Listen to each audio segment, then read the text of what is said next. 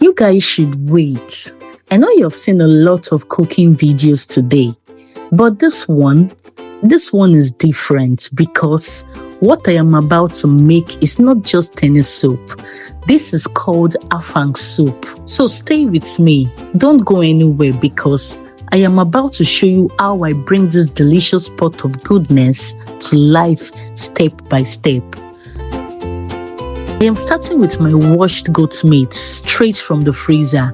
And if you don't already know, goat meat is an absolute banger in Afang soup. It gives that rich, deep, authentic flavor. I seasoned it with seasoning cubes and fresh pepper and cover it to steam. This step is key because it allows the meat to release its natural juice.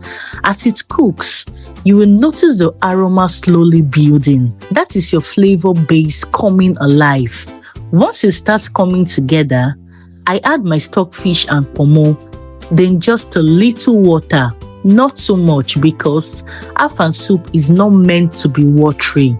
You want it thick, rich and packed with flavor. I let everything cook gently until the meat is soft, tender, and all the ingredients are blended beautifully together. Now I go in with my smoked fish, and this is where everything levels up. The flavor becomes deeper, smokier, and even more irresistible. Next, I add my palm oil. Watch that beautiful color spread through the soup. This is where the richness really shows.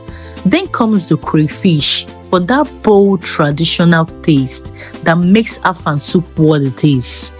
So I give it a good stir and let everything cook together so all the flavors can properly infuse into the soup. At this point, I taste it and adjust with a little salt and seasoning if needed, just enough to balance it properly. Now, I added my water leaf. This softens the texture and adds a fresh, slightly juicy fuse to the soup. Then in goes my periwinkle for that extra depth, that authentic local taste. I stir gently, covered it, and allowed it to simmer for a few minutes so everything blends properly. And now the final stage. I added my fresh Afang leaves, holding it gently so it mixes well without losing its texture.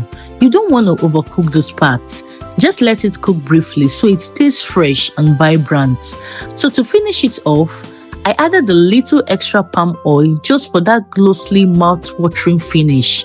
And just like that, this Afang soup is ready. Thick, rich, flavorful, and absolutely irresistible. At this point, your kitchen will smell so good. You might not even notice it anymore. Nose blinds don't enter. So tell me, what are you pairing this with? Is it eba, fufu, pounded yam, or oats?